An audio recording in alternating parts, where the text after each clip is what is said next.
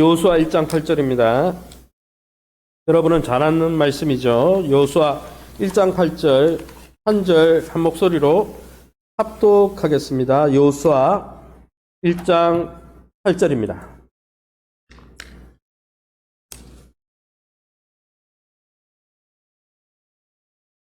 여호수아 1장 8절 저와 여러분이 합독하겠습니다. 이 율법책을 내 입에서 떠나지 말게 하며 주야로 그것을 묵상하여 그 안에 기록한 대로 다 지켜 행하라. 그리하면 내 길이 평탄하게 될 것이며 내가 형통하리라. 아멘. 예, 우리 기독교 신앙은 책의 신앙입니다. 그래서 바이블이라는 단어가 헬라어로 비블리온인가? 예, 거기서 왔는 것 같은데 제가 변호사님들처럼 아주 오래전에 한 20년 훨씬 전에 신앙하다 보니까 바이블의 원어의 뜻이 뭐냐면 책들이라는 뜻입니다. 책들.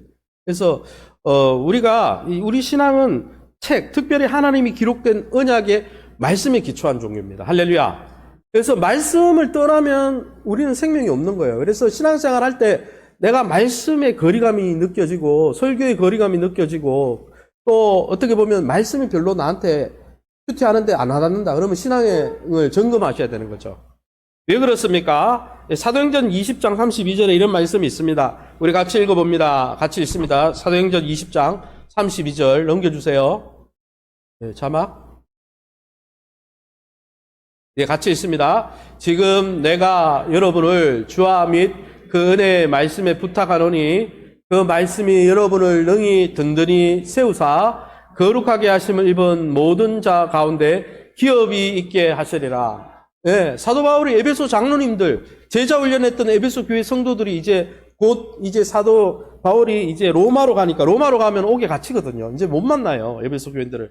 고별 설교를 하는데 무슨 설교를 했습니까? 내가 주님께 이 교회를 부탁합니다라고 말하면서 주님께라는 이 단어와 뭐를 동격으로 하냐면은 그 은혜의 말씀에 부탁한다 그랬어요. 말씀을 인격체로, 말씀을 하나님으로 보고 있다는 것이죠. 그래서 여러분, 신앙생활을 잘하는 방법은 말씀을 하나님의 말씀으로 받는 거예요. 할렐루야. 설교를 들어도 그걸 하나님의 말씀으로 받는 거예요. 큐티를 할 때 말씀을 봐도 그것을 하나님의 말씀으로 보는 것이죠. 할렐루야. 그런 사람에게 어떤 능력이 있습니까? 그 말씀이 어떻게 합니까? 우리를 든든히 우리 삶을 세운다고 그랬어요. 고난 가운데서도 말씀을 붙들면 흔들림이 없습니다. 요동함이 없습니다. 의인이 요동치 않는다 그랬어요. 시편에는. 할렐루야. 누가 의인입니까? 하나님의 말씀을 붙드는 사람. 할렐루야. 우리가 착하게 살아서 의인이 아니고 성경은 하나님의 기준과 관점을 아멘. 나는 내 관점은 그게 아니고 세상의 관점은 그게 아니지만 하나님의 관점이 맞다고 생각합니다. 아멘. 이렇게 하는 사람이 의인이에요. 할렐루야. 그런 사람은 흔들림이 없고 또 어떻게 합니까? 기업이 있게 하시리라. 하나님이 믿음의 유산을 주신다는 거예요. 믿음의 축복을 주신다는 거예요. 할렐루야. 그게 다 어디서 나와요? 말씀, 은혜의 말씀이 그렇게 한다는 거예요. 여기 저와 여러분이 하나님의 말씀을 존중히 여기시기를 예수님으로 축원합니다. 그래서 성경을 대할 때 어떻게 해야 됩니까? PPT 넘겨주세요. 그래서 God and the message of grace 이렇게 돼 있잖아요. 하나님과 메시지, 말씀을 동격으로 놔야 되는데 그래서 신앙생활 잘하려면 한번 따라합시다. 하나님의 말씀으로 진리로 인정해야 합니다. 성경 말씀을 대할 때 지나가는 소설책처럼 여기고 그냥 내 생각보다 못한 거로 여기고 이렇게 하면 신앙성장 없어요. 그런 사람은 복이 없어요. 여호수아 갈렙이 나이가 들고 여러분 모세의 몸종인 여호수아 갈렙 85세가 돼도 그들이 늙지 않고 하나님이 주시는 약속의 땅을 왜 받았습니까? 하나님이 맞다 하면 맞고 하나님이 틀리다 하면 틀리고. 할렐루야. 다른 사람 다 원망하고 광야길 가운데 그러는데 모세를 통해 하나님의 말씀이 전해지자 어떻게 했습니까? 그걸 진리로 인정한 거예요. 그러니까 그 약속의 기업을 받아야 안 받아요? 갈렙이 85세인데 약속의 땅을 받잖아요. 할렐루야. 여호수아가 나이가 많은데도 모세가 죽고 나니까 하나님이 리더십으로 세우잖아요. 할렐루야.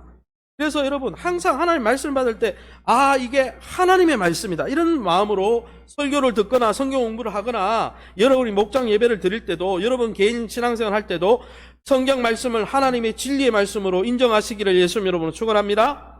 지난 시간에 지난달에 이걸 배웠고, 그러면 또 하나님의 말씀을 어떻게 대해야 우리가 영적으로 자라느냐? 오늘 본문이죠. 한번 따라합시다. 지속적으로 연구하고 묵상하고 순종해야 합니다. 지속적으로 continually.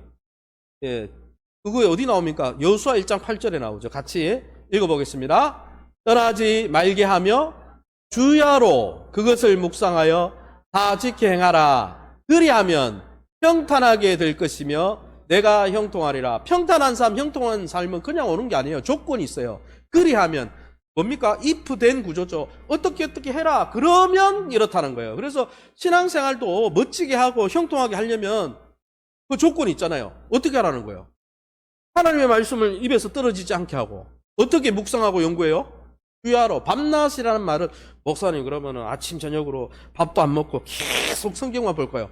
그럼 직장은 언제 가요? 그 말이 아니에요. 영어 성경에 밤낮이라는 이 표현은 day and night 이 표현은 continually 이렇게 돼 있어요. 규칙적으로, 지속적으로. 목사님 오늘 신년이잖아요. 1월 1일 신년주일이잖아요. 내가 막 오늘 백독하리라 그러고 막 엄청 읽었어요. 막 성경을 창세기부터 말라기까지 다 읽었어요. 구약을. 그리고 1년 동안 성경 안 보는 거예요. 그러면 넘어질까요? 안 넘어질까요? 금방 쓰러져 버려요. 차라리 그럴 바에 하루에 한 절을 묵상하더라도 매일 하는 게 중요합니다. 할렐루야. 매일 묵상을 하고 하나님의 뜻이 무엇일까 묵상하고 거기에 기록된 대로 순종해야 돼요. 한번 따라합시다. 청종해야 합니다. 들을 청, 따를 종. 하나님을 가장 높여드리는 방법이 뭡니까? 순종이 제사보다 낫고 듣는 것, 들을 청자잖아요. 하나님의 말씀에 귀를 기울이고 하나님의 말씀에 순종하는 게 진짜 예배라는 거예요. 할렐루야. 그래서 여러분 예배 시간에 왜 설교가 중요하다고 하느냐면 하나님의 말씀이 들리잖아요. 그럼 하나님의 말씀에 귀를 기울이고 순종하는 게 진짜 예배죠. 그리고 우리의 삶 속에서 하나님의 말씀에 귀를 기울이는 게 진짜 예배예요. 그런 사람은 변화가 일어나는 거예요. 그런 사람은 형통한 거예요. 할렐루야. 요셉이 왜 여러분 국무총리 된지 아세요? 성경에 보세요. 하나님이 주신 10집단이 이렇게 그때는 성경이 없던 시대니까 하나님이 꿈으로 말씀을 주셨잖아요. 그 말씀을 붙들고 고난이 와도 그 말씀을 붙들고 아멘. 옥에 갇혀서도 하나님과 동행하고 말씀을 붙들고 사니까 그 사람이 형통하게 되는 거예요. 할렐루야. 저와 여러분이 그러기에 이번 한 달 하나님의 말씀을 지속적으로 연구하고 지속적으로 여러분 연구하고 묵상하고 순종하시기를 예수님 이름으로 축원합니다. 그래서 신앙생활이 잘 하려면 말씀과 기도는 매일 지속적으로 해야 돼요. 조금씩이라도. 그래서 한번 따라합시다. 10. 이제 앞으로 이제 내년부터 1:1 양육사역을 하면 10 하려고 그러는데 10은 뭐냐면 아침에 10분 말씀 보고 점심때 10분 기도하고 저녁에 10분 내 삶을 돌아면서 일기를 쓰든지 신앙서적을 읽든지. 목사님 10분밖에 안 해도 됩니까? 1시간 하나 하면 기겁할 것 같아서 10분부터 하고 20분 느리고 30분 그렇게라도 매일 해보세요. 능력이 나타나는 줄 믿습니다. 그러면 열왕기 이 하에 대해서 우리가 좀 살펴보려고 합니다. 우리가 지난달에 영상을 봤는데 또 까먹을 수 있으니까 우리가 영상을 한 번 더 보는데 여러분 또 주무시지 마시고 한 번 더 리마인드 한다고 생각하고 열왕기 상하가 연결돼 있었죠. 우리가 잠깐 보고 제가 좀 정리하도록 하겠습니다. 열왕기 상하죠. 상하를 우리 한 번 더 틀어주세요.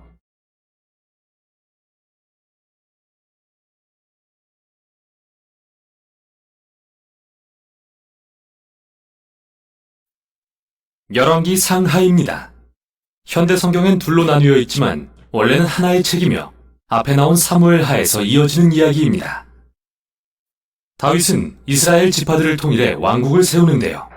하나님은 그의 혈통에서 메시아 왕이 나셔서 열방에 하나님의 나라를 세우고 아브라함에게 하신 약속을 이룰 거라고 약속하셨죠. 열왕기는 다윗 혈통의 왕들의 긴 계보를 열거하는데요. 누구도 그 약속에 부응하지 못합니다. 오히려 그들은 이스라엘을 멸망으로 이끕니다. 열왕기는 5개의 주요 부분으로 구성되어 있으며 그 시작과 끝은 예루살렘에 집중되어 있습니다. 먼저 솔로몬의 통치와 성전 건축으로 시작해서 마지막 부분에서는 예루살렘의 멸망과 바벨론의 포로가 되는 걸로 끝이 납니다. 그리고 이 비극에 이르는 과정이 3부분으로 나뉘어지는데요. 어떻게 이스라엘이 두 왕국으로 분열됐고 하나님이 선지자들을 보내 이스라엘의 타락을 막으려 얼마나 애쓰셨으며 결국 이스라엘의 죄 때문에 바벨론 포로를 면할 수 없었음을 설명하죠. 1, 2장은 연로한 다윗이 아들 솔로몬에게 왕위를 물려주며 시작됩니다. 그가 솔로몬에게 남긴 마지막 말은 모세가 여호수아에게, 사무엘이 백성에게 한 것과 매우 비슷합니다. 언약의 계명에 신실하고 이스라엘의 하나님께만 충성하라는 명령이죠. 그러나 이 말은 뭔가 공허하게 들립니다. 이후 다윗과 솔로몬이 새 왕국을 견고히 하기 위해 정치적 암살을 공모하기 때문입니다. 출발이 좋지 않네요. 솔로몬이 가장 빛나는 시기는 하나님께 이스라엘을 이끌 지혜를 구할 때입니다. 그는 심지어 다윗의 꿈이었던 하나님을 위한 성전 건축도 해내죠. 여기서 이야기가 잠시 멈추고 성전 설계도가 자세히 묘사됩니다. 마치 토라에 나온 성막의 모습처럼 온갖 금과 보석, 천사와 과실수의 형상을 만드는데 모두 에덴 동산을 떠올리게 하는 상징들이죠. 성전은 하늘과 땅이 만나며 하나님이 그의 백성 가운데 임재하시는 곳입니다. 그러나 솔로몬은 건축을 마치자마자 끔찍한 선택을 하고 결국 왕국을 무너뜨립니다. 수백 명이나 되는 이방 왕의 딸들과 결혼을 했는데 모두 정치적 동맹을 위한 거였죠. 게다가 이방 신들을 받아들여 이스라엘의 우상 숭배를 불러왔습니다. 솔로몬은 그 후 막대한 부를 축적하고 거대한 군대를 만들고 심지어 모든 건축 사업에 강제 노역까지 실시합니다. 토라의 내용을 기억해 볼까요? 하나님이 이스라엘 왕들에게 주신 신명기 17장의 지침을 솔로몬은 철저히 어기고 있습니다. 죽을 때쯤 되어 솔로몬은 이집트의 바로왕을 닮아 있었습니다. 아버지 다윗이 아니라요. 다음은 솔로몬의 아들 르호보암인데요. 그는 자기 아버지와 똑 닮은 행동을 합니다. 권력을 향한 탐심과 욕망, 비극이 아닐 수 없습니다. 강제 노역으로 세금을 늘리려 하는 그에 맞서 여로보암이 이끄는 북쪽 지파들이 반기를 들고 일어나 그들만의 왕국을 세웁니다. 이제 이야기가 나뉩니다. 남쪽은 예루살렘을 중심으로 다윗 혈통의 왕이 다스리는 유다가 되고 북쪽은 이스라엘로 불리는 새 왕국이 세워져 이후 사마리아가 수도가 되죠. 여로보암은 새롭게 두 성전을 짓고 남쪽의 솔로몬 성전과 겨루기 위해 성전마다 금송아지를 놓고 이스라엘의 하나님이라고 합니다. 출애굽기 32장에 금송아지를 떠올리지 않을 수 없죠. 이때부터 이야기는 남북을 왔다 갔다 하며 두 왕국의 운명을 추적합니다. 남북 모두 왕이 약 20명씩 있었는데 저자는 이 왕들의 통치에 대해 몇 가지 기준을 들어 평가합니다. 이스라엘의 하나님만을 경배했는가? 아니면 이방신 숭배를 도모했는가? 백성들에게서 우상을 제거했는가? 다윗처럼 언약에 신실했는가? 아니면 부패하고 부정해졌는가? 저자는 이 기준에 따라 북이스라엘에는 20명 중 선한 왕이 아무도 없으며 남유다에는 20명 중 단 8명만 긍정적이라고 평가합니다. 이 부분이 열왕기의 또 다른 큰 목적과 연결되는데요. 바로 이스라엘 역사의 핵심 인물인 선지자들을 소개하는 것이죠. 성경의 선지자들은 점쟁이가 아니라 이스라엘의 하나님을 대변하고 언약 실천을 감시하는 역할을 맡은 자입니다. 왕과 백성들의 우상 숭배와 불의를 꾸짖는 일을 하죠. 그들은 이스라엘은 열방의 빛으로 부르심 받았으므로 토라의 계명에 순종해야 한다고 끊임없이 상기시켰습니다. 선지자들은 이스라엘이 회개하고 하나님을 따르도록 도전했습니다. 가운데 부분에서는 하나님이 선지자들을 일으켜 각 왕들에게 책임을 물으십니다. 가장 유명한 선지자인 북이스라엘의 엘리야와 제자 엘리사, 이들은 책의 중심에 등장하죠. 엘리야는 사막에 살던 광야의 선지자로서 북이스라엘의 아합 왕과 가나안 출신 왕비 이세벨과 심하게 대립합니다. 이 부분은 가나안 신인 바알을 들여와 이스라엘이 숭배하게 합니다. 유명한 이야기죠. 엘리야가 450명의 바알 선지자들과 누구의 신이 진짜인지를 놓고 대결을 벌이는데요. 양쪽 다 제단을 쌓고 각자의 신에게 기도했지만 오직 이스라엘의 하나님만 불로 응답하십니다. 이 일 후 아합이 왕권을 이용해 이스라엘 농부를 죽이고 그 집안의 포도원을 빼앗자 엘리야는 다시 불의에 맞서 일어나 아합 가문의 멸망을 선포합니다. 엘리야가 이제 선지자로서 자신의 리더십을 젊은 제자 엘리사에게 물려주려 하자 그는 엘리야보다 2배의 능력을 요구합니다. 여기서 흥미로운 사실은 저자가 엘리야의 7가지 기적을 기록한 뒤 엘리사가 행한 14가지 기적을 보여준다는 것입니다. 두 선지자는 분명 주목할 만한 인물로서 동일하게 이스라엘 왕들의 우상 숭배와 불의에 맞서는 역할을 감당했습니다. 결국 이스라엘을 우상 숭배에서 돌이키는데 실패했지만 말이죠. 다음은 북이스라엘에 일어난 피해 혁명인데요. 예후라는 왕이 아합 가문을 멸하는 사건으로 시작됩니다. 예후는 처음에는 하나님의 명령에 따른 거였지만 통제불능에 이른 그의 폭력성은 정치적 암살과 반역의 소용돌이를 일으키고 이스라엘은 회복할 수 없는 지경이 됩니다. 이후로 반란은 멈추지 않죠. 또 모든 왕이 이방신을 숭배하며 끔찍한 불의를 저지르고 결국 열왕기하 17장에 이릅니다. 악하고 거대한 제국 아수르는 북이스라엘을 침략하고 정복합니다. 수도인 사마리아는 함락되고 이스라엘 백성은 쫓겨나 고대 세계 곳곳으로 흩어지고 말죠. 17장이 중요한데요. 저자는 이야기를 멈추고 지난 일들에 대한 선지자적 묵상을 제공합니다. 그는 북이스라엘의 멸망이 우상 숭배와 언약에 불순종한 백성과 왕들의 불의 때문이라고 비난합니다. 하나님은 그들의 결정이 초래한 결과를 직면하도록 하신 것입니다. 책의 마지막 부분은 홀로 남겨진 남유다에 대한 이야기입니다. 여기에는 매우 영웅적인 왕들이 등장하는데 한 예로 히스기야는 아수르 군대가 예루살렘을 위협할 때 하나님을 신뢰합니다. 또 요시야 왕은 성전에서 잃어버린 율법책을 발견한 후 그것을 읽고 회개합니다. 그리고 종교개혁을 단행해 우상 숭배와 가나안의 영향력을 제거합니다. 그러나 유다는 이미 너무 멀리 와버렸습니다. 이 둘 사이에 므낫세 왕은 역대 최악이었는데 예루살렘 성전에 우상의 제단을 쌓을 뿐 아니라 아들을 제물로 바치기까지 합니다. 그러자 하나님이 선지자들을 보내 종말을 고하십니다. 이스라엘은 돌이킬 수 없게 된 거죠. 마지막 두 장에서는 바벨론 제국이 예루살렘을 침략해 성전을 파괴하고 모든 백성과 다윗 왕족을 포로로 끌고 갑니다. 이 결말이 남기는 의문이 있습니다. 하나님은 이스라엘을 버리셨을까요? 다윗의 가문을 버리신 걸까요? 마지막 단락은 포로 생활 40년 후에 일어날 매우 이상한 이야기를 합니다. 여호야긴은 다윗의 후손으로서 예루살렘에 돌아갔다면 왕이 될 사람이었는데요. 바벨론 왕은 그를 감옥에서 풀어주고 남은 생애 동안 왕의 식탁에서 먹도록 초대합니다. 이 이야기는 적으나마 하나님이 다윗의 가문을 버리지 않으셨다는 한 줄기 희망을 선사합니다. 이제 질문은 하나님이 어떻게 아브라함과 다윗에게 하신 약속을 이루실 것이며 어떻게 열방에 복을 주시고 메시아의 나라를 세우실 것인가인데요. 대답을 찾으려면 이제 나올 선지서들을 읽으며 지혜를 발견해야 하죠. 여기까지 열왕기였습니다. 네, 열왕기 상하가 이제 연결이 돼 있죠. 그 다음 이제 단락을 넘겨주세요. 아까 그 영상 본 다음 단락이요. 그래서 열왕기 하에 사건이 언제 일어났느냐.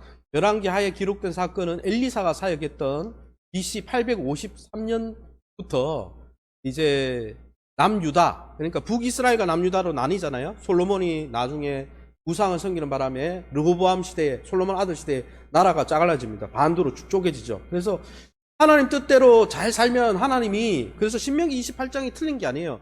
뿌린 대로 거둔다는 것은 하나님 나라의 영원한 원칙이에요. 하나님의 통치를 기뻐하는 사람을 하나님 축복합니다. 궁극적으로. 욥의 고난은 부분적으로 그런 궁극적으로 하나님을 잘 믿는 사람이 복을 받는데 때로는 순간순간 짧게 보면 그런 의인들도 고난받을 때가 있다. 그때 어떻게 생겨야 돼? 이 이야기지. 실제로 신명기 28장이 틀린 게 아니에요. 하나님의 통치를 기뻐하는 사람은 궁극적으로 잘 됩니다. 그런데 솔로몬이 하나님의 뜻대로 살 때는 잘 됐잖아요. 그런데 우상 섬기고 이렇게 하니까 나라가 짜갈라지죠. 그래서 그 역사가 나오는데 북이스라엘이 먼저 열지파로 갈라진 북이스라엘이 먼저 BC 722년에 아수르, 우리 세계사 시간에 배운 아시리아에 의해서 멸망당하고, 그 다음에 그 이후에 남유다는 더 오래 갔어요. 오래 간 이유는 뭐냐면 위에 10지파는 그냥 떨어져 나간 지파고 밑에 지파는 유다 지파가 있었거든요. 유다 지파에 누가 있어요? 누가 유다 지파예요? 다윗이 유다 지파인데 하나님이 다윗의 지파를 아끼셔서 너의 후손 중에 영원한 나라, 즉 그리스도 메시아가 올 거다라고 그러면서 너의 등불이 꺼지지 않도록 내가 긍휼히 여기라, 이 약속을 했기 때문에 나라가 더 많이 유지돼서, 그러나 그 나라도 타락을 했죠. 타락을 해서 BC 587년에 여러분이 아시는 바빌론의 느부갓네살 왕에 의해서 완전히 박살이 나버리죠. 그래서 그 시대 이후에까지 쓰여지는 것은 뭐냐면 열왕기 상하가 이미 포로로 끌려간 사람들을 위해서 썼다는 거예요. 왜요? 왜 우리나라가 이렇게 망해야 되냐? 왜 하나님이 언약한 하나님의 백성인데 왜 이렇게 다른 나라에서 짓밟혀야 되느냐? 이 사람들의 고난은 의인의 고난이 아니에요. 왜요? 잘못해가지고 하나님한테 두드려 맞은 거죠. 그러니까 그러면 어떻게 생각해야 되겠습니까? 포로로 끌려간 사람들이 우리가 하나님을 안 섬기고 우상 섬기고 주변의 사람들을 긍휼히 여기지 않고 폭행을 취하고 이렇게 했기 때문에 하나님의 통치를 받지 않고 여전히 내가 왕이 돼서 내 멋대로 세상대로 살았으니까 이런 징계가 있었으니까 앞으로는 그렇게 살지 않아야 되겠다는 걸 교훈하기 위해서 왜 멸망당했는지 역사를 쭉 기록해 놓은 거예요. 그래서 이거를 읽은 사람들은 포로로 끌려간 사람들. 그러니까 여러분, 우리가 고난이 있을 때 다 의인의 고난이 아닙니다. 죄를 잘못 짓고 하나님 앞에 얻어맞을 수 있어요, 없어요? 있어요. 죄 지으면 하나님 징계하죠. 왜요? 사랑하는 자녀가 잘못된 탈선한 길로 가면은 매를 들어야 안 들어요? 울잖아요. 그래서 여러분, 우리가 고난을 받을 때 자기를 점검해 봤는데 내가 이게 하나님 앞에 잘못 살아서 징계받는지 아니면 그래도 신앙생활로 잘 하는데 욥처럼 고난받는 건지. 만약에 이게 우리가 징계받는 고난이라면, 잘못해서 징계받는 거라면 회개해야 되죠. 하나님 앞에 잘못한 부분을 수정해야 되죠. 열왕기 상하는 수정하라고 쓰여진 글이에요. 그래서 그렇게 보시면 되겠습니다. 그래서 이 두 축이 있다. 신명기 28장처럼 잘한 사람은 하나님 앞에 하나님의 통치를 기뻐한 사람은 복 주고 악인들은 멸망하는 건 궁극적으로 하나님 그렇게 통치하는데 때때로 욥처럼 고난당할 때가 있지만 욥처럼 고난당하면은 고난당해도 좋은 거예요. 왜냐하면 하나님의 뜻대로 살다가 고난당하는 거예요. 그러나 신명기 28장 말씀처럼 이 역사가 이야기하는 것처럼 하나님의 뜻대로 살지 않아서 고난당하면 그건 참 부끄러운 고난이죠. 그럴 때 어떻게 됩니까? 나는 가망이 없어. IBM이 뭡니까? 이미 베린 몸, 내 인생 어차피 끝장났는데 끝까지 가보자. 이렇게 하면 안 되고 그때는 이런 실패의 역사를 타산지석으로 삼아서 회개하고 돌아오라고 쓰여진 거예요. 그래서 회개하고 돌아오죠. 나중에 느헤미야, 에스라, 느헤미야, 다니엘을 통해서 돌아오잖아요. 70년 뒤에 돌아옵니다. 그죠? 그래서 어쨌든 포로로 끌려간 사람들에게 쓰여졌다. 그러면 이 계관을 좀 같이 보려고 하는데요. 뒤에 넘겨주세요.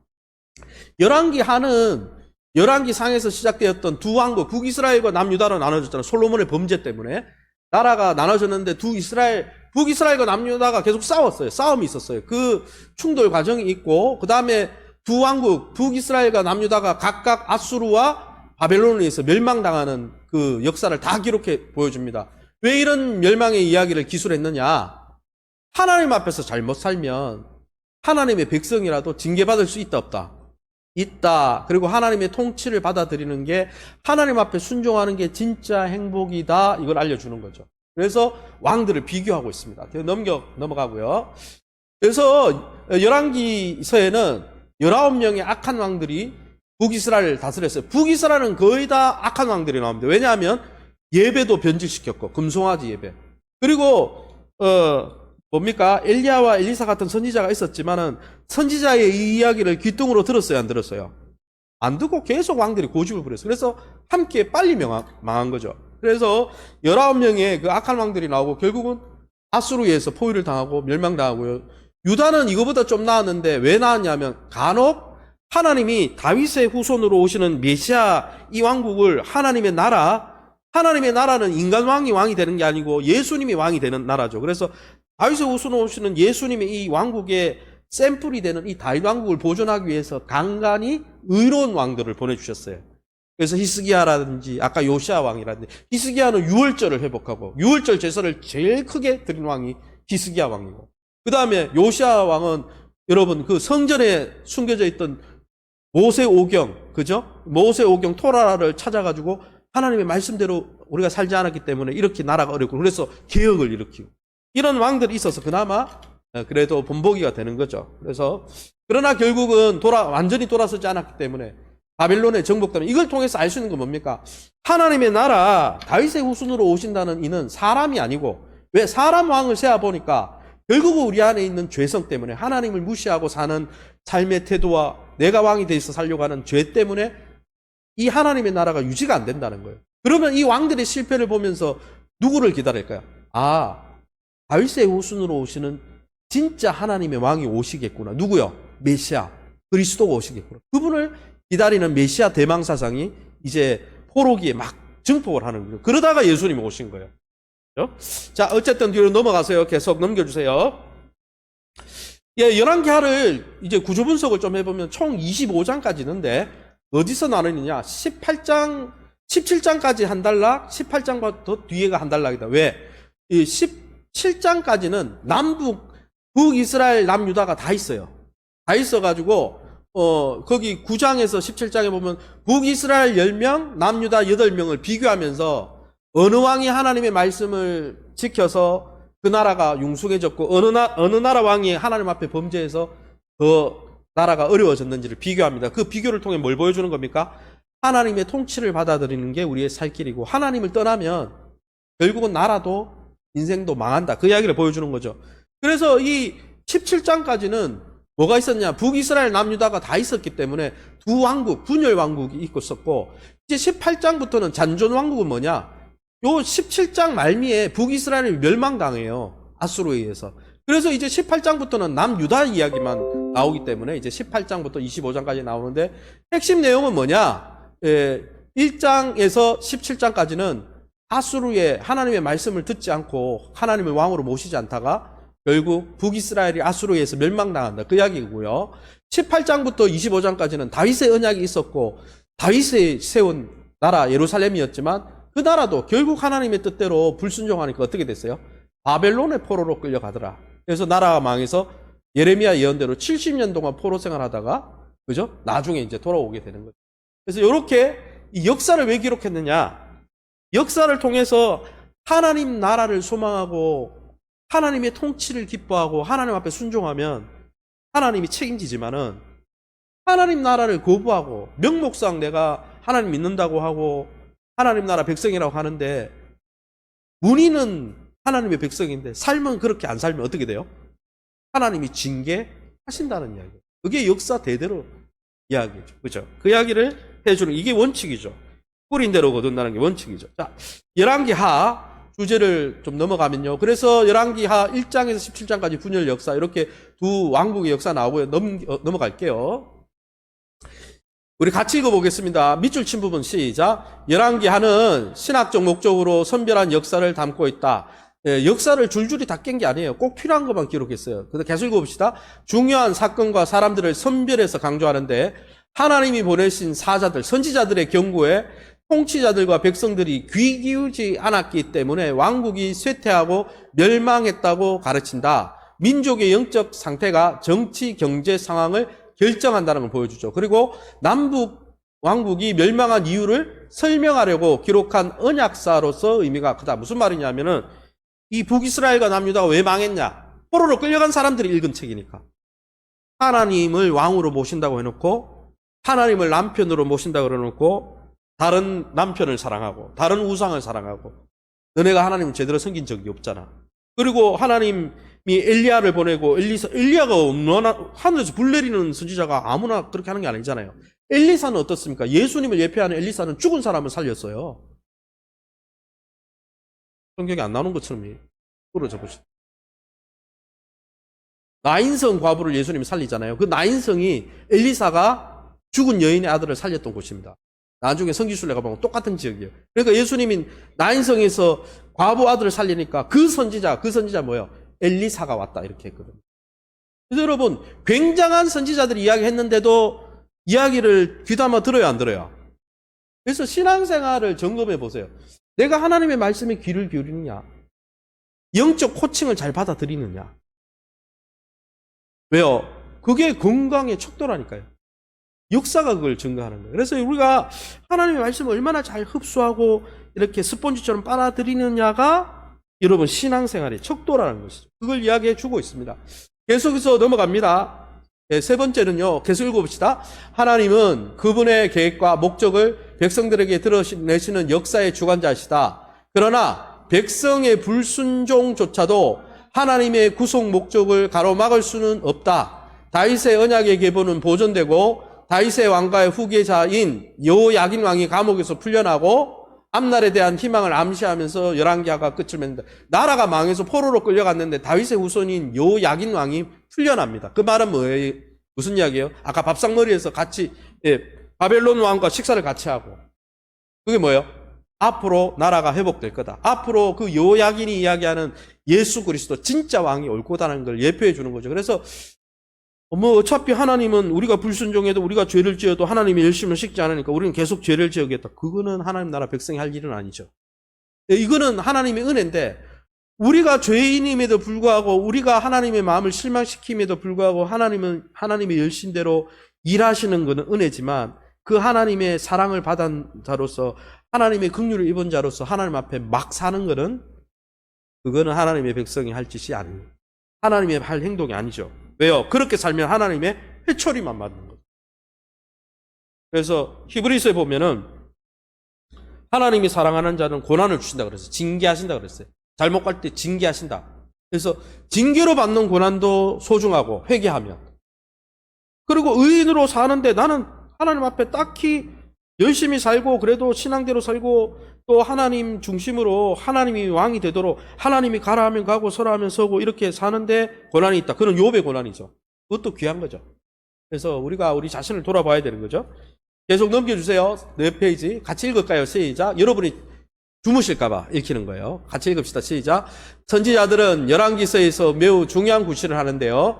하나님은 왕들에게 언약적 책임을 상기시키려고 선지자들을 보내신다. 엘리사와 엘리사, 후대에 많은 사역한 많은 선지자들도 소개한다. 선포한 예언과 기적들이 성취될 때 하나님의 말씀이 얼마나 확실한지 분명히 드러난다. 여기에 왕들도 많이 나오지만 그 시대의 역사에 있던 선지자 이름도 많이 나옵니다. 선지자들의 음성에 귀를 기울이는 왕들은 나라가 살아나요, 안 살아나요? 살아나는데 선지자들이 와가지고 계속 이야기하는데 귀뚱으로도 안 듣고 귀 막고 살고 하나님이 주인이 무슨 하나님 주인이야, 내가 주인이지. 나 중심이 돼가지고. 그래서 죄성이 뭡니까? 한번 따라해봅시다. 내가 중심이 되는 거. 내가 내 인생의 중심이 되는 게 죄의 핵심이에요. 하나님 필요 없다는 거죠. 선악과 왜 따먹었습니까? 내가 하나님 되겠다는 거예요. 우리가 죄를, 기독교에서 말하는 죄는 지나가는 사람을 찔러주는 그런 무도한 일을 하는 사람은 없어요. 우리 마음에 진짜 심각한 죄는 하나님을 왕으로 모시지 않으려고 하는 거. 하나님의 통치를 받지 않으려고 하는 거. 내 욕심대로 내 마음대로 살려고 하는 거. 그 죄성 때문에 우리가 망하는 거죠. 그 죄성 때문에 예수님이 그 죄로부터 구원해 주려고 우리를 십자가 달리셨고 그 하나님의 나라 백성으로 이제는 순종하면서 살도록 성령을 부어주신 거예요. 할렐루야. 그러기에 여러분 우리가 이제 남은 삶은 어떻게 살아야 될까요? 순종하면서 청종하면서 살아야 될까요? 고집 부르면서 살아야 될까요? 순종하면서 살아야 되죠. 목사님 나는 약해서 순종 못합니다. 뭘 약해요? 성령이 와 계신데. 구약시대의 성도들과 우리가 달라요. 우리는 예수님의 피도 있고 뭐도 있고 성령도 있어요. 그래서 자꾸 우리는 약하다 그러면서 죄를 밥 먹듯이 지으면 안 되는 거예요. 제가 이야기하잖아요. 축구 중에 허리우드 액션 있어요, 없어요? 허리우드 액션이 뭡니까? 페널티킥 박스 안에서 다리 걸지도 않았는데 안아서 막 넘어지면서 걸었어 이러면은 나중에 레드카드 받아야 안 받아요? 하나님이 시험하지도 않았고 하나님이 우리를 유혹하지도 않고 미혹하지도 않았는데 자기가 자기 죄 때문에 욕심 때문에 넘어져 놓고는 하나님 나는 하나님 때문에 고난받습니다. 그러면은 안 되는 거예요. 우리가 잘 살아야 되는 거예요. 넘어지면 안 되는 거예요. 그러면. 물론 넘어질 때 예수님의 은혜가 있고 용서의 은혜가 있지만은 그걸 빌미로 우리가 불순종을 당연시 여기에 살면은 누구만 손해다? 나만 손해다. 영생의 기쁨을 누릴 수가 없다는 거예요. 그게 역사가 증거하잖아요, 지금. 이스라엘의 역사가. 계속해서 한번 내용을 조금 더 설명하고 마치겠습니다. 뒤로 넘겨서 이번에는 지도를 하나 볼게요. 저 지도가 잘 보이시는지 모르겠는데 엘리사가 사역했던 시대입니다. 엘리사 시대에 넘기지 마시고 뭐 그냥 수넴에서 엘리사가 보세요. 과부의 여인을 살렸잖아요. 죽은 과부의 여인. 저기 수넴의 바로 옆 동네가 뭐냐면 나인성이에요. 예수님이 나인성 과부를 조기 가서 살리거든. 일부러 내가 엘리사가 예표하던 그 왕이야. 그죠? 나중에 가보시면 동네 되게 좁습니다. 저 굉장히 넓어 보이죠? 옆 동네. 그죠? 엘리사가 불면거를 타고, 그죠? 아람 군대를 눈멀게 하고, 도단성에 막 엘리사가 군대를 막, 도단과 사마리아, 여기가 있고, 이제 다시 좁혀주세요. 다 안 봐도 되니까요. 자, 지도를 전체를 보면, 이 엘리사는 언제 역사했느냐? 시리아라고 그러죠. 수리아라고 하는 아람이라고 표현되어 있는데, 아람 나라와 북이스라엘이 싸움이 있을 때, 아람이 막 침범해 올 때 엘리사가 엘리야의 뒤를 이어가지고 북이스라엘 왕에게 하나님 뜻대로 살아야 된다. 그러면 하나님이 구원해 주신다. 그런 이야기를 했는데 뜻대로 안 살다가 계속 침공당하고 그런 이야기가 많이 나오는 거죠. 자, 넘겨주세요. 그 다음에 북이스라엘을 위협한 금방 수리아 아람 왕들이 있는데 한번 읽어볼게요. 왕 이름을 한번 읽어볼게요. 시작. 헤시온, 에르손, 다브림몬, 베나닷 1, 2, 3세, 하사엘, 베나닷 3세, 르신. 그래서 많이 성경 읽어보시면 벤하닷이란 이 왕이 오면 어느 나라 왕이다? 아람 왕이다. 시리아 왕인데 어느 나라를 괴롭혔다? 북이스라엘을 괴롭혔다. 이렇게 생각하시면 돼요. 이런 역사적인 지식을 갖고 있어야 왕이 워낙 많이 나오니까 베나닷 아람 왕이구나. 넘기고요. 저때 선지자가 엘리야, 엘리사 그죠? 그 다음에 북이스라엘을 멸망시킨 나라는 어느 나라예요? 고통을 준 나라는 아람 왕이 고통을 줬지만 멸망은 완전히 이방인들이 오거든요. 아수르가 어디냐? 갈대아 우르, 아브라함이 떠났던 메소포타미아 문명에 있었던 아수르, 저기, 그죠? 니누에가 저기잖아요. 저기가 뭐예요? 메소포타미아 문명이거든. 바벨론, 갈대아 우르 다 조지역이잖아요. 저 갈그미스 전투, 그죠? 나중에 애국까지 지배하잖아요. 아수르가. 어쨌든 저 나라가 누구를? 사마리아 북이스라엘을 침공해가지고 나라 멸망시키는 거예요. 자, 다음 장면은요. 그래서 북이스라엘 왕의 이름이 여러 명 나오는데 다른 건 필요 없고요. 디글랏 발레셀 요거 단어도 나와요. 살만 에셀이라는 단어도 성경에 나옵니다. 산헤립이라는 왕이 많이 나와요. 산헤립은 아람 왕이다, 아수르 왕이다? 네, 아수르 왕이에요. 산헤립을 아람 왕이라고 생각하면, 아람은 그 전에 하나님이 작은 망치 가지고 북이스라엘이 자꾸 말 안 들으니까 작은 해초리 가지고 아람 왕을 통해서 아까 그죠? 이렇게 매질을 했는데 그래도 안 들어와. 그러니까 이번에 몽둥이를 가지고 어떻게 했습니까? 산헤립이라는 나라를 동원해서 나중에 어떻게 해요? 북이스라엘 멸망시켜버려요. 자, 넘어갑니다. 요거는 히스기야인데요. 남유다 왕입니다. 히스기야 왕 때 성전을 확장시킨 거예요. 원래는 다윗 시대는 또 왼쪽에 있는 다윗성 조 정도였거든요. 근데 솔로몬 성전을 지으면서 저만큼 성전 터를 확장했는데 히스기야는 어느 정도였냐? 그거 배나 되는 지역을 확장해서 왜 저렇게 확장했냐? 유월절을 엄청나게 유월절 제사를 완전히 회복시켜가지고 유월절은 가족마다 유월절 어린 양을 목을 따야 되거든요. 그러면 여러분 200만 명이면 200만 명의 만약에 가족이 4인이 한 세대다. 그러면 4로 나누면은 4, 5, 20. 적어도 양이 50만 마리 죽어야 되잖아요.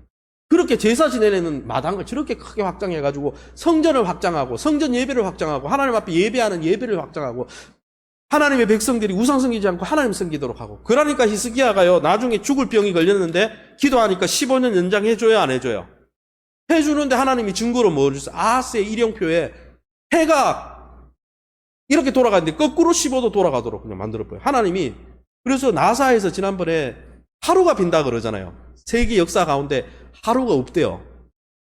그런데 성경에 보면은 여호수아가 어느 가나안 족속을 칠 때 해가 멈췄다는 기록이 나오거든요. 그거랑 여기 히스기야 아하스 일령표에서 15도 돌아간 거 요거 합하면 하루에 딱. 나중에 나사 연구원들이 그거 가지고 나중에 궤도를 잘 수정했다고 그 유튜브 보면 나오죠. 그 내용은. 어쨌든 중요한 것은 히스기야에게 왜 이런 아주 자연적인 이적을 보여주셨을까? 하나님 앞에 하나님 예배하려고 그러고 하나님의 백성을 자기 백성을 내가 왕이다 그러고 갑질 안 하고 하나님의 백성대로 예배를 회복시켜주고 그들이 하나님 만나게 도와주고 이러니까 하나님이 기뻐해가지고 뭐 생명도 15년 연장해버리고 전쟁이 나도 하나님이 다 막아줘버리고 할렐루야. 이런 삶을 회복해야 되지 않겠습니까? 그죠? 그래서 예배가 진짜 중요한 거예요. 예배 공예배 맨날 드리는데 공예배 저는 그러면 공예배 몇 번 드릴까요? 설교를 몇 번 할까요, 일주일? 한 10번, 10편은 준비하는 것 같아요. 일어나면 또 예배 안 거예요. 저만큼 예배 많이 드는 사람은 없을걸요, 아마.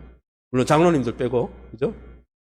그러나 여러분, 예배 한 번을 들어도, 오늘이 마지막인 것처럼, 한번 따라합시다. 예배를 드려도, 오늘이 마지막인 것처럼, 그렇게 뜨겁게 하나님 예배하고, 그런 사람 하나님 축복하신다는 거예요.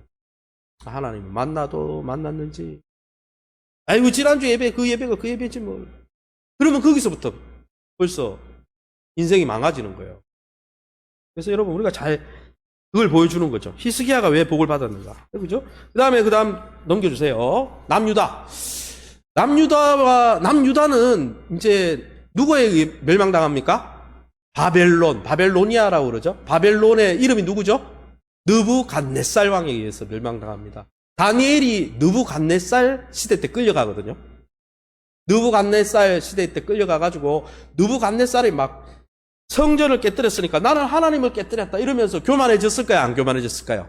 다니엘 1, 2, 3장에 보면 교만해져가지고 하늘 높은 줄 모르고 그러는데 다니엘서를 읽어보면 하나님이 느부갓네살이 교만해지니까 도구로 삼아가지고 하나님의 백성이 말 안 들어서 그냥 도구 삼았는데 지가 잘난 줄 알고 그러니까 느부갓네살을 끌어내려요, 안 끌어내려요?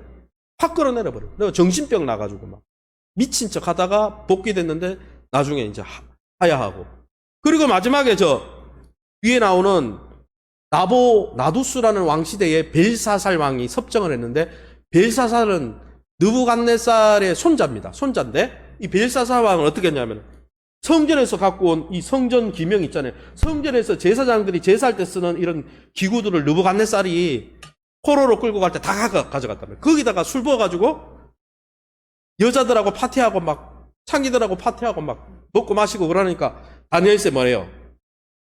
예? 메네메네 데겔 우바르신 너 시대는 끝났다.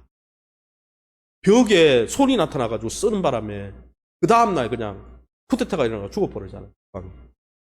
그런 기록도 있죠. 그래서 어쨌든 이걸 통해서 알 수 있는 건 하나는 하나님은 지금도 역사 가운데 주인이시고 하나님이 어떤 강대국의 왕도 들었다가 여러분 뺐다 가실 수 있는 분이고 하나님의 백성이라도 우리가 하나님의 백성이라도 하나님의 통치를 거부하면 우리를 징계하실 수 있다 없다? 나는 무조건 하나님 기계적으로 난 무조건 하나님의 자녀니까 무조건 복만 줘야 됩니다. 그러면 여러분의 자녀들이 여러분 말을 안 들어. 징계 안 합니까? 내버려두면 어떻게 돼요? 불량소년 되면 안 되잖아요. 비행청소년 되면 안 되잖아요. 그러면 어떻게 해요? 징계하잖아요. 하나님도 똑같아요. 우리가 하나님의 통치를 거부하고 우리가 어긋나가면 하나님 징계하십니다. 그런데 목사님 나는 징계받을 짓은 별로 안 하고 하나님은 너무 잘생기고 내 마음의 주인은 하나님이고 하나님이 가라 하면 가고 서라 하면 서고 오리를 가자 하면 십리까지 가고 예배가 최고고 진짜 말씀이 귀하고 나를 날마다 부인하고 사는데 왜 이렇게 힘듭니까? 그건 욥의 고난이지. 욥의 고난은 하나님이 나중에 회복시킨다 안 시킨다? 시킨다. 그때는 어떻게 한다? 나가서 기도하면 되는 거예요. 하나님 왜 이런 고난을 주셨습니까? 그러니까 고난이 와도 종류를 잘 살펴보라고요. 이게 내 죄 때문에 온 건지 죄가 있으면 그건 회개해야 되죠. 이 열왕기서를 읽고 그리고 죄가 아니라면 욥기처럼 하나님이 여전히 나에게 신실한 분이다 믿어야 되겠죠. 계속 넘겨서 주세요. 이제 다 끝나갑니다. 자, 넘겨주세요. 이거는 표인데 안 보이실 거예요. 요거는 제가 카톡으로 올려드리겠습니다. 이게 뭐냐면 르호보암 왕 때 어떤 선지자가 있었고 무슨 왕 때 어떤 선지자가 사역을 했고 요런 표입니다. 그 다음 장에도 넘겨주시면 르호보암 넘겨주세요. 그 다음에 왕들 북이스라엘 왕 때 어느 선지자가 역사했고 그러니까 이게 역사서를 읽을 때 열왕기 8을 읽는데 어느 왕이 나왔어. 그러면 호세아서를 읽어야 되는 거예요. 호세아가 그때 활동했던 선지자. 아, 목사님, 열왕기 상하가 먼저 나왔으니까 아주 옛날 이야기고, 호세아는 저 어디에 나니까 아주 뒤에, 그게 아니고, 성경은 저는 장르 분석을 제 MDB 논문인데, 성경은 장르에 따라서 이렇게 순차적으로 배열한 거지, 시대 순으로 이렇게 나열한 게 아니에요. 욥기하고 창세기가 같은 시대예요. 욥기가 왜 뒤에 써있냐? 그 시기 때문에. 시편처럼 시로 되어 있기 때문에. 그러니까 장르별로 해놓은 거예요, 장르. 그래서 이걸 연결해서 보기 위해서 여러분에게 요 카톡 내용을 보내드릴 테니까 열왕기 상하를 읽을 때 같이 거기에 해당되는 선지서를 읽어보시면 더 도움이 된다. 예, 요렇게 하고요. 이 시간에 우리 한번 기도하고 한번 마쳤으면 좋겠습니다.